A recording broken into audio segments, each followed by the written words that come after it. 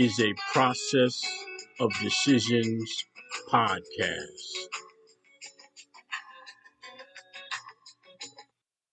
This is Trent Thomas, your recovery peer support specialist. Tonight's episode is entitled Scars Are Proof of Recovery. A scar is a mark left after a wound has healed. To have a scar, first a injury had to occur. Injury can be physical, mental, or emotional. Therefore, a scar can be a physical manifestation or one of a mental or emotional wound or injury. Thus, you can carry a scar that resides in your emotional or mental mindset. A scar defines an event or incident that has occurred in one's life. In the physical manifestation, it is an outward sign of an incident of distress. The placement, type, and size of the mark points to the incident and seriousness of the event, and subsequently the impact the event had on the individual. A scar also implies recovery. The very existence of a scar indicates healing. The scar in and of itself displays the actual healing process as the body repairs itself. The cells of the body align themselves and connect tissue to replace injured cells damaged or killed by injury causing incident. This connected tissue is actually called scar tissue and covers the injured area in protective covering, allowing the area of injury to properly heal. The process of healing by design demonstrates the cell replacement and rejuvenation process instituted by our all knowing God, a God who foresaw the need for recovery.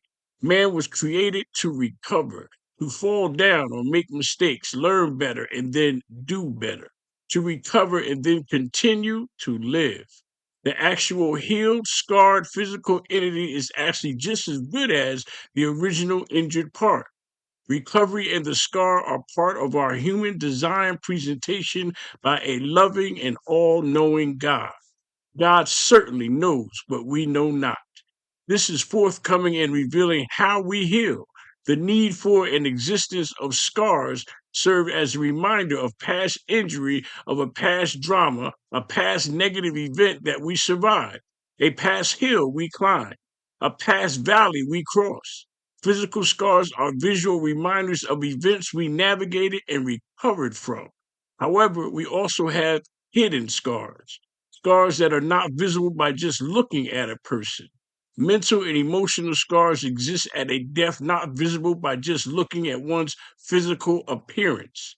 Inner scars are highlighted when we listen to a person speak about their story. An individual present inner scars when they reveal themselves. When we work on ourselves, we indicate what we have survived or recovered from mentally and emotionally. Scars are only created when the injured entity is healed. Mental and emotional injuries are healed when we reveal them and when we bring them to the surface. Mental and emotional healing occurs in the light of discovery and revelation. Just a cut is healed when the bleeding is stopped and the skin is exposed to air and light. The final steps of physical healing are concluded when the skin is exposed to the rays of the sun. The sun excites the melatonin in the skin, and the skin heals, and a scar is created. Our inner wounds heal when exposed to the revealing and healing effects of truthful exposure. Since truth is light, by truthfully talking about what ails one on the inside, our mental and emotional wounds begin their healing process when thoughtful, truthful discussion is meted out. With regard to the injured mental and emotional component, these injuries are often hidden and discussing them is avoided. This retards and prevents healing and can be the root cause of addictive drug and alcohol abuse. Hidden inner injury causes negative feelings of despair. I, for one, have experienced this inner pain and used drugs and alcohol to push the feelings of pain and anguish away. So drastic was my need to avert the inner feelings of pain that I didn't want to feel anything. The problem with destroying the feelings of pain, I also didn't feel joy, happiness, love, hope, or fulfillment. Gone were all the feelings for life. No pain, no joy, no fear, no hope, no feelings, no life. When feelings are masked and pushed down, they will resurface when we least expect it, and they will present themselves when we have no control over their exploding and sudden presentation. Feelings are real and necessary for life.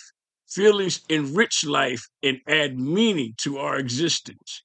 Man was created to feel, to love, and be loved. Inner mental and emotional injury needs to be healed.